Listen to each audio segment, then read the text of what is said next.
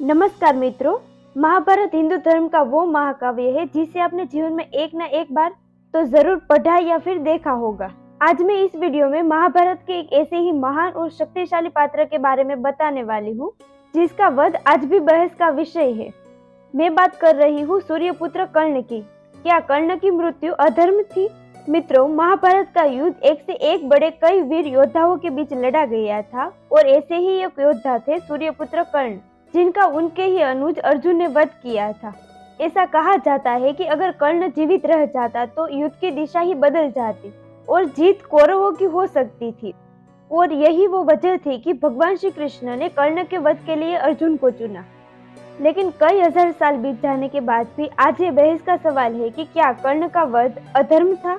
एक कहानी महाभारत के युद्ध के दौरान की है, जब कर्ण और अर्जुन एक दूसरे के सामने खड़े थे। तब युद्ध के दौरान कर्ण के रथ का पहिया नीचे जमीन में घस गया। कर्ण रथ का पहिया ठीक करने की कोशिश कर रहे थे। तभी भगवान श्री कृष्ण के कहने पर अर्जुन ने कर्ण पर बाण चला दिया। बाण लगने के बाद कर्ण ने कहा कि हे भगवत, ये अधर्म हो रहा है, अर्जुन कायरों की तरह बाण चला रहा है। फिर कर्ण अर्जुन की तरफ मुड़े और उन्होंने अर्जुन से कहा कि कायर मत बनो, एक योद्धा पर बाण चलाकर तुम कायर ही कहलाओगे और साथ ही ये धर्म के भी विरुद्ध है। कर्ण की ये बात सुनकर भगवान श्री कृष्ण ने कहा कि जब अधर्मी व्यक्ति किसी समस्या में फंसता है तभी उसे धर्म और मर्यादा की याद आती है।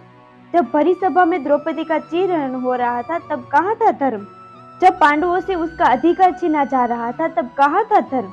जब अकेले अभिमन्यु की चक्रव्यूह में हत्या की गई तब कहाँ था धर्म? ये सभी अधर्म की ही घटनाएं थी। कर्ण, तब कहाँ था तुम्हारा धर्म? तुम्हें धर्म की बात कहने का कोई अधिकार नहीं है और जो तुम्हारे साथ हो रहा है वो तुम्हारे ही कर्मों का फल है। दूसरी तरफ जब तीरों से कर्ण को घायल करने के बाद अर्जुन को एक ज्ञात हुआ कि कर्ण जिसे वो घायल कर चुके हैं वो तो उनके ज्येष्ठ है। ऐसे में शक भरी नजरों से उन्होंने भगवान श्री कृष्ण की ओर देखा और कहा कि हे माधव, आपने मेरे हाथों एक ऐसा अधर्म करा दिया। अर्जुन ने आगे कहा कि माधव, मेरे हाथ कांप रहे थे। तब आपने कहा था कि तुम एक सदात्मा को उसके भार से मुक्त कर रहे हो, लेकिन ये क्या, आपने तो मेरे मस्तक पर अपने ही ज्येष्ठ की हत्या का कलंक लगा दिया। तब श्री कृष्ण ने कहा कि मनुष्य को प्रारब्ध देने वाला मैं कौन होता हूँ? मनुष्य को प्रारब्ध उसके कर्म देते हैं। बीज में स्वस्थ मीठे फल लगेंगे या उस बीज को सूख जाना होगा, उसका चयन तो बीज स्वयं करता है पार्थ, अपनी धरा चुनकर। श्री कृष्ण ने आगे कहा कि पार्थ, तुमने धर्म का साथ देना चुना और कर्ण ने अधर्म का साथ देना। ऐसे में मैं क्या करता? तुमने अन्याय के विरुद्ध स्वर उठाया और अंगराज सब जानते हुए भी मौन रहे। मैंने कई बार विकल्प चुनने के अवसर कर्ण को दिए, लेकिन उन्होंने हर बार दुर्योधन और उसकी मित्रता का चयन किया। ऐसे में बताओ मैं क्या करता? इस महायुद्ध में कई आहुतियां डलनी थी। अधर्म के खिलाफ लड़े जा रहे इस युद्ध में एक आहुति अंगराज कर्ण की भी डलनी थी। मैंने तो केवल तुम्हारे ज्येष्ठ को उनकी पीड़ा, उसके भार से मुक्त किया है।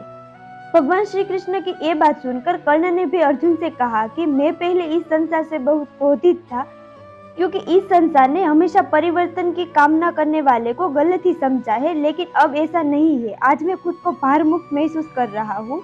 मुझे इस बात का ज्ञात हो चुका है कि मेरी मौत से अधर्म का विनाश होगा और मेरे मरने के बाद भी इस संसार में परिवर्तन आएगा, और यही तो मेरे जीवन का एकमात्र लक्ष्य था। इसलिए तुम पश्चाताप मत करो अर्जुन। यही नहीं, भगवत गीता में ये भी स्पष्ट रूप से भगवान कृष्ण ने कहा है कि लक्ष्य महत्वपूर्ण है, ना कि वहां पहुंचने का रास्ता। महाभारत में भगवान कृष्ण का पहला लक्ष्य धर्म की रक्षा करना और अधर्म का नाश करना था। धर्म की रक्षा के लिए कृष्ण नियमों को तोड़ने से भी पीछे नहीं हटे और कर्ण का वध इसका सबसे बड़ा उदाहरण है। हालांकि श्री कृष्ण के कर्ण को मारने का सही जवाब दे पाना मुश्किल है, लेकिन जो अधर्म के रास्ते पर चलेगा उसका सर्वनाश निश्चित है। मित्रों, कर्ण गलत नहीं थे, सिर्फ उन्होंने गलत लोगों का साथ दिया था और यही वजह है कि उनकी मौत के बाद भी दुनिया भर में उनको आज भी इज्जत से याद किया जाता है। तो आज की वीडियो में बस इतना ही। अगर ये वीडियो पसंद आई हो तो इसे लाइक और शेयर जरूर करना, और हाँ, नीचे कमेंट कर जरूर बताइए कि कर्ण के वध पर आपकी क्या राय है।